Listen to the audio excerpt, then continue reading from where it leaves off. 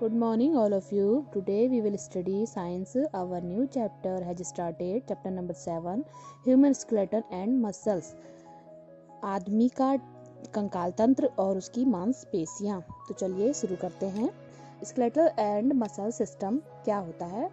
Skeletal और muscle system के एक ऐसा सिस्टम है जो हमारे मानव शरीर को बनाता है। देखिए, स्केलेटल सिस्टम में हमारे पूरे मानव शरीर में जो होती है पूरी 206 हड्डियां होती हैं और ये सभी पूरा का पूरा ढांचा आपस में एक दूसरे से मिलके, ये छोटी छोटी जो हड्डियां होती हैं ये आपस में मिलके एक पूरा ढांचा बनाती हैं, जिसे हम स्केलेटल मतलब कंकाल तंत्र कहते हैं। और ये कंकाल तंत्र जो होता है ये हमारे शरीर को क्या देता है? आकार देता है, बेस देता है। हमारा शरीर इससे क्या होता है? मजबूत होता है। तो चलिए आज हम इसके बारे में पढ़ते हैं। सबसे पहले हम पढ़ेंगे द स्कुल के बारे में। द स्कुल जो है वह हमारी खोपड़ी की हड्डियों को बोला जाता है और इसमें पूरी की पूरी 29 हड्डियां होती हैं और यह हमारे पूरे मानव शरीर के जो है सबसे मजबूत हड्डियों में माना जाता है। इसके बाद आता है द बैकबोन और स्पिन। द बैकबोन और स्पिन जो होती है हमारी रीढ़ की हड्डी को बोलते हैं और यह हमारे स्कुल मतलब हमारे सर की हड्डी से अटैच होती है, उससे मिली हुई होती है। एक वयस्क व्यक्ति में 26 बोन्स होती हैं पूरी की पूरी। इस पूरी रीढ़ की हड्डी में जो होती हैं वो पूरी 26 बोन्स होती हैं जो रिंग के आकार मतलब अंगूठी के आकार में एक दूसरे से मिली रहती है। और एक वयस्क व्यक्ति में 26 हड्डियां होती हैं और 33 मूवेबल जो हड्डियां होती हैं वह जो होती है एक शिशु में पाई जाती हैं।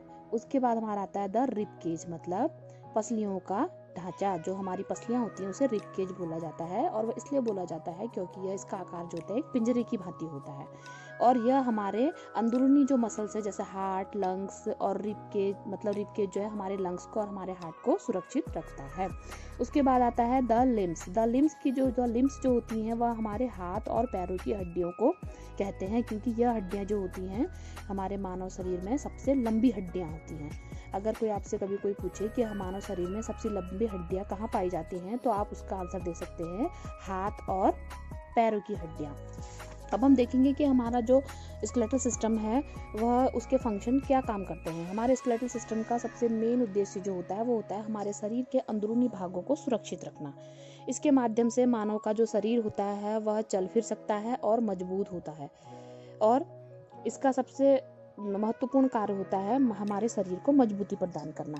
अब हम पढ़ेंगे जॉइंट्स के बारे में।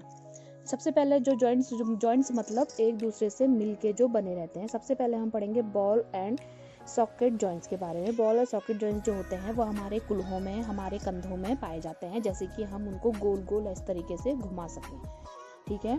उसके बाद हमारा आता है ग्लीडिंग जॉइंट। ग्लीडिंग जॉइंट जो होती हैं वो छोटी छोटी जो हड्डियां होती हैं जैसे कि हमारे पैरों की अंगूठियां, और जहां आप अपना उंगली के पैरों की जो हड्डियां होती हैं उनको ऐसे ऐसे करके ऊपर नीचे कर सकते हैं और वह हमारे हाथों की छोटी छोटी जो ये होती हैं, देखिए इसमें पूरी संरचना दिखाई गई है, छोटी छोटी हड्डियां जो होते हैं आपस में मिली हैं तो इसको ग्लीडिंग जॉइंट बोलते हैं। उसके बाद आता है पिवोट जॉइंट। पिवोट जॉइंट वो होता है जिसके माध्यम से हम अपने पूरे के पूरे हम अपने भाग को घुमा फिरा सकते हैं, ऊपर नीचे सब जगह देख सकते हैं। जैसे ये जो हड्डी होती है मेनली हमारी गर्दन में होती है और हमारी कमर में पाई जाती है। आप अपने सर को आगे पीछे दाएं बाएं ऊपर नीचे कर सकते हो ना, वैसे ही आप अपनी कमर को भी दाएं बाएं ऊपर नीचे कर सकते हो। फिर आते हैं मसल्स। पहला है हमारा मसल्स है वॉलंटरी मसल्स। वॉलंटरी मसल्स वो होती है जो हमारी इच्छा अनुसार काम करती है, जैसे हमारे हाथ पैरों की मसल्स।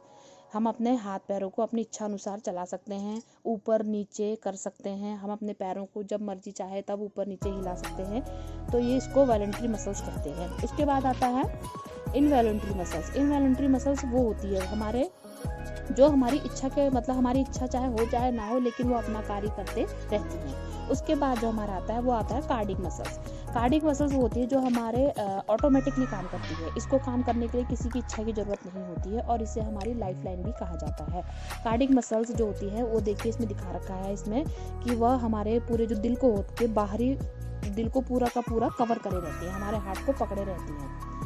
ठीक है। उसके बाद हम पढ़ेंगे कि मसल्स वर्क कैसे करता है? मसल्स काम हमारी जो हड्डियाँ और मसल्स होती हैं वो एक दूसरे के विपरीत होती हैं। जब अब हम अपने हाथ को ऊपर उठाते हैं तो हम देखेंगे कि हमारी मसल्स बाहर आ रही है, और जब हम अपने हाथ को नीचे करते हैं तो हमारी मसल्स अंदर जाती है। तो मसल्स का कार्य जो होता है वह हड्डियों के साथ मिलकर विपरीत उसमें होता है।